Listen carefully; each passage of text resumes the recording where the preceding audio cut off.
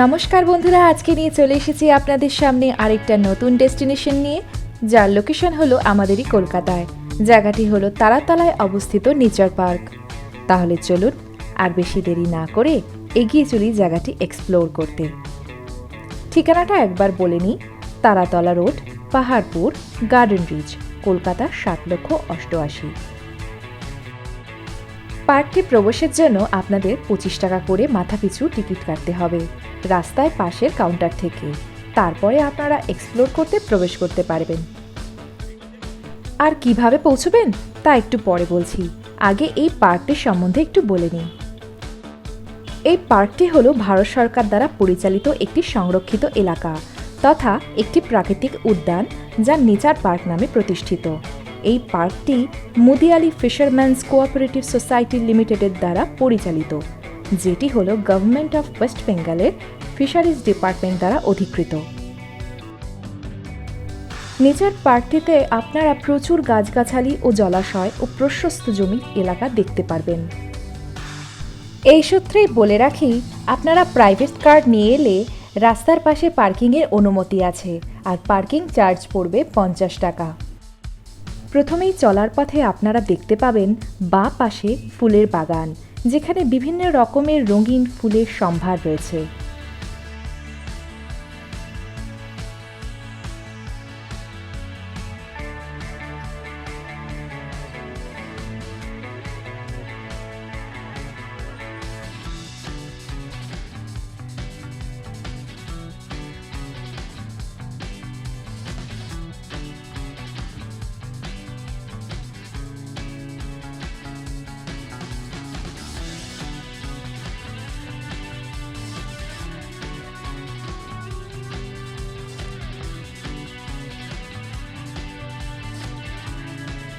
আবার এই পথ বরাবর আপনারা বাঁ হাতেই দেখতে পাবেন খোলা সংরক্ষিত বিস্তৃত উদ্যান, যা মূলত আমাদের ধারণা কোনো ফাংশন বা অকেশন পারপাসে তথা পিকনিকের জন্য ভাড়া দিয়ে থাকে।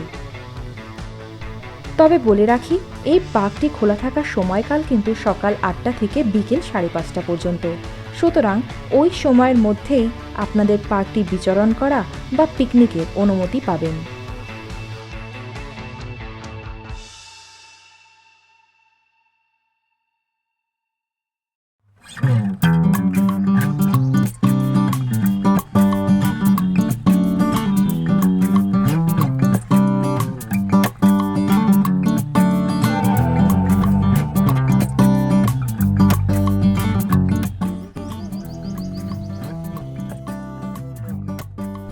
আর তার উল্টো দিকেই দেখবেন লোহার জাল দিয়ে সংরক্ষিত জমি, যেখানে বিভিন্ন মরশুমের রকমারি শাক সবজি চাষ করা হয়।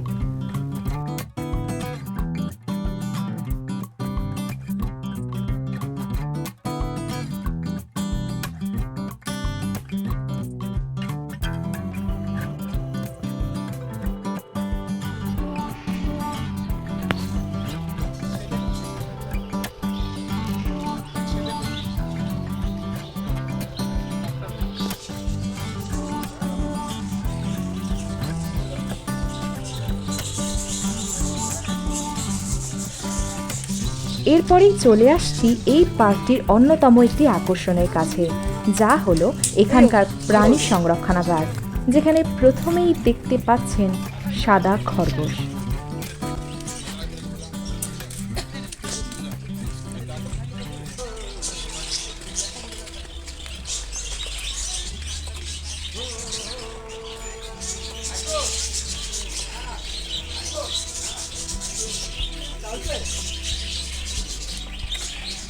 এরপরেই রয়েছে পাখির কিছু সম্ভার, যার মধ্যে প্রথমেই দেখতে পাবেন হলুদ সবুজ রঙের বদ্রি পাখি।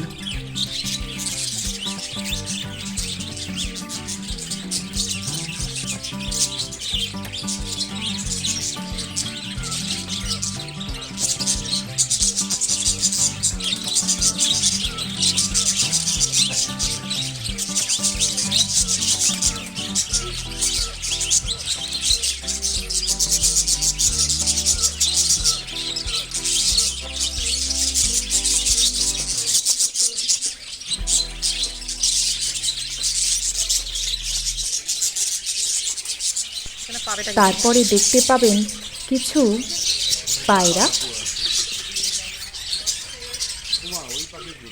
ঋষিকেশে যে পাখিগুলো থাকে, আমি ফটো তুলেছিলাম মনিকি রেসিপে গিয়ে, ওই পাখিগুলো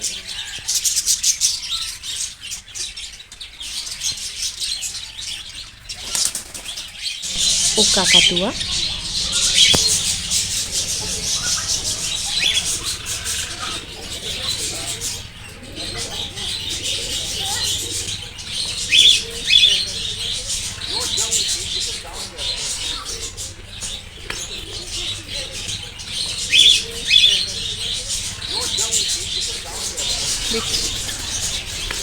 ও সাদা রঙের চড়ুইয়ের মতো দেখতে, কি নাম ঠিক বলতে পারছি না।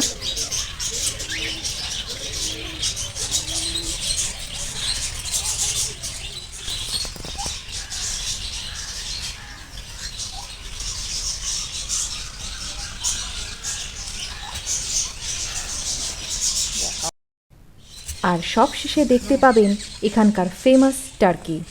এইরকম পাখি আমি সচক্ষে সামনাসামনি প্রথম দেখতে পেয়েছিলাম। দেখতেও অদ্ভুত রকমের ছিল।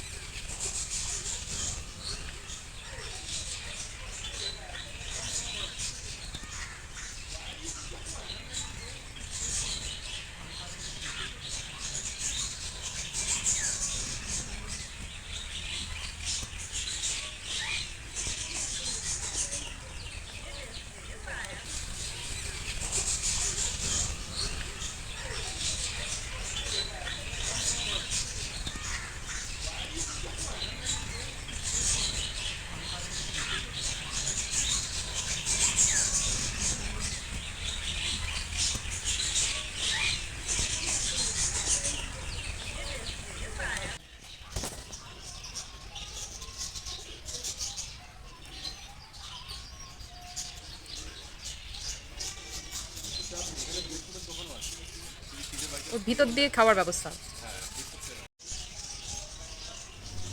এর মাঝেই গর্ত থেকে দেখলাম একটি ইঁদুর মহাশয় বেরিয়ে এসেছিলেন। এত বড় বড় পাখিদের মাঝে তিনি যে অবলীলায় যাতায়াত করছেন তা দেখে একটু অবাকই লাগলো। ঘটনাটা ক্যামেরাবন্দি না করে আর পারলাম না।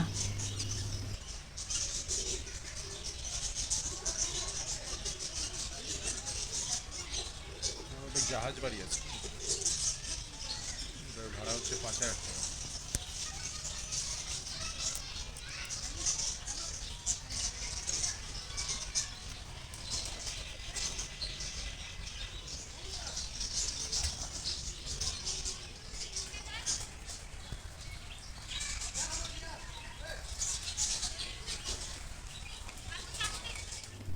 যাই হোক, এরপরেই চলে যাচ্ছি সামনের পথে।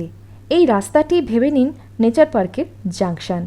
সামনে 3টি রাস্তা 3 দিকে চলে গেছে। এই 3টি রাস্তা ধরে এগোলেই আপনাদের পুরো নেচার পার্কটি কভার হয়ে যাবে।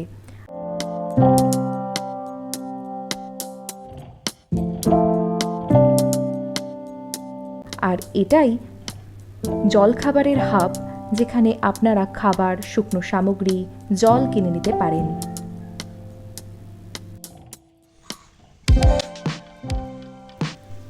তো আমরা এই নেতাজি সুভাষচন্দ্র বসুর স্ট্যাচুটি ধরে বাঁ দিকেই প্রথমে এগোতে লাগলাম। এই দিকের রাস্তায় আপনারা বিভিন্ন উঁচু জমি এলাকা দেখতে পাবেন, যেখানে রয়েছে ছোট করে ঘর। ওই ঘরগুলোতে আরও বিভিন্ন প্রাণী পাখি রাখা হয়, যেমন ভেড়া, মুরগি ইত্যাদি। সম্ভবত এখানে পিকনিক বা অন্য কোনো খাবারের আয়োজন হলে আয়োজনকারীরা এখান থেকে মাংসের কেনাকাটা করতে পারেন। এই পথে যেতে গিয়ে আপনারা ডান দিকেই প্রথমে দেখতে পাবেন একটি বেশ বড় পার্ক ছোটদের জন্য, যেখানে শিশুরা বিভিন্ন ধরনের অ্যাক্টিভিটিস করতে পারে। তার সাথে রয়েছে বড়দের তথা ছোটদের বসার ব্যবস্থাপনা।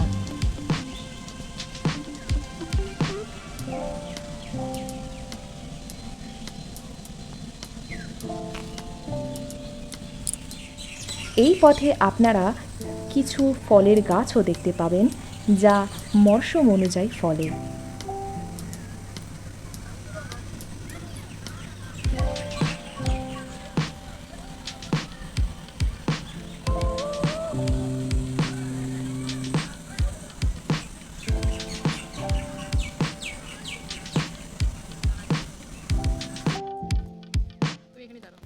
এই জোনটি পেরিয়ে আরও এগিয়ে গেলে আপনারা দেখতে পারবেন খোলা মাঠ, যা পারফেক্ট পিকনিক স্পট লোকেশন।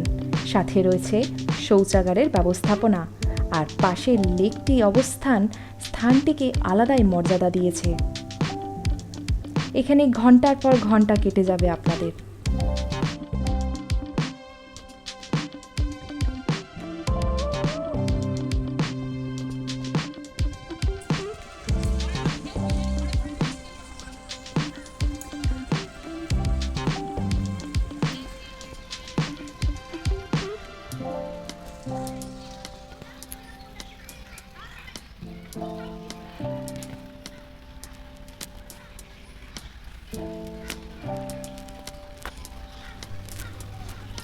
এর পাশেই আমরা চলে এসেছি লেকটির একটা মেজর পোর্শন এক্সপ্লোর করার একটি জায়গায়।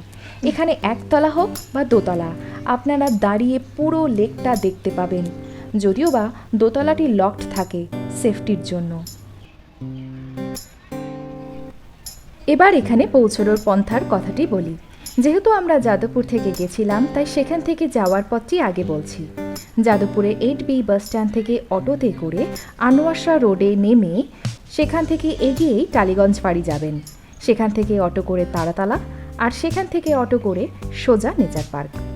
তাছাড়াও যাদবপুর 8B বাস স্ট্যান্ড থেকে S31 বাসে করে তারাতলা পর্যন্ত আপনারা সোজা চলে যেতে পারেন, আর সেখান থেকে অটো করেই নেচার পার্কে চলে আসা যায়।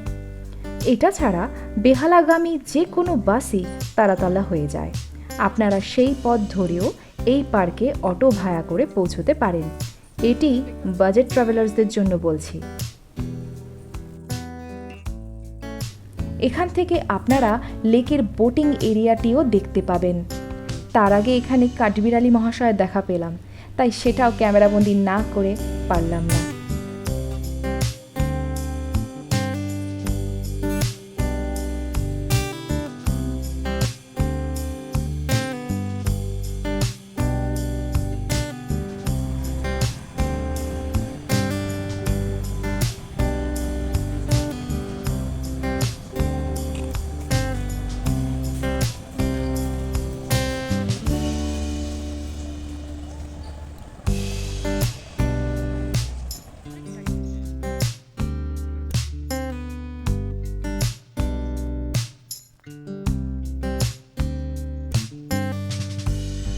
এখান থেকে ফেরত আসার পথে আমরা চলে এসেছি পার্কের আরেকটা অংশে, যেখানে রয়েছে অনেক বসার বন্দোবস্ত ও সাথে দোলনা চড়ার ব্যবস্থাপনা। প্রিয় বন্ধু বান্ধবদের সঙ্গে কোয়ালিটি টাইম স্পেন্ড করার এটা একটা পারফেক্ট লোকেশন।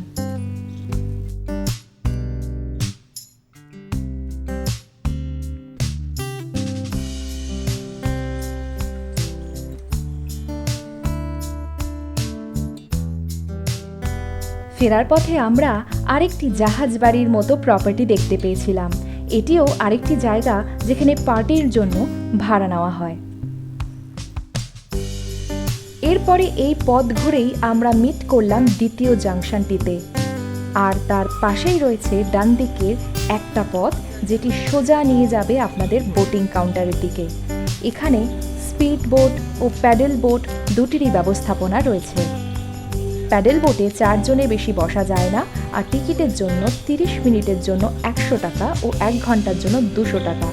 আর স্পিড বোটে 12 জনের বেশি বসা যায় না, আর টিকিটের মূল্য 30 মিনিটের জন্য 150 টাকা ও 1 ঘন্টার জন্য 300 টাকা। আর স্পিড বোট এক পাক খেতে লাগবে 50 টাকা মাথা পিছু। বন্ধুরা, আপনারা যদি নেচার লাভার হন, সবুজায়ন, হ্রদে দ্বারা আবৃত পরিবেশ, শান্ত পরিবেশ আপনারা এই ব্যস্ততম জীবনে ক্ষণিকের জন্য অনুভব করতে চান, তবে আপনারা কলকাতার এই ছোট্ট একটি প্রকৃতি উদ্যানে ঘুরে যেতে পারেন আর একটা বেলা পরিবার, পরিজন, বন্ধুদের সঙ্গে কাটিয়ে যেতে পারেন। বেশি সময় লাগবে না, মোটামুটি 2 থেকে 3 ঘন্টার মধ্যেই ঘুরে নেওয়া যাবে। আর প্রেফারেবল মাসগুলি হবে অক্টোবর টু মার্চ, মোটামুটি শীত ও বসন্তকালের সময়। এই বলেই শেষ করলাম আজকের এই ভিডিওটি। আশা করি আপনাদের ভালো লেগেছে, ইনফরমেটিভ লেগেছে। লাইক, শেয়ার অ্যান্ড সাবস্ক্রাইব করতে ভুলবেন না কিন্তু। আজকের জন্য চলি। কোনো প্রশ্ন থাকলে অবশ্যই কমেন্টে জানাবেন, আমি সত্বর উত্তর দেওয়ার চেষ্টা করব। ভালো থাকবেন, সুস্থ থাকবেন। নমস্কার।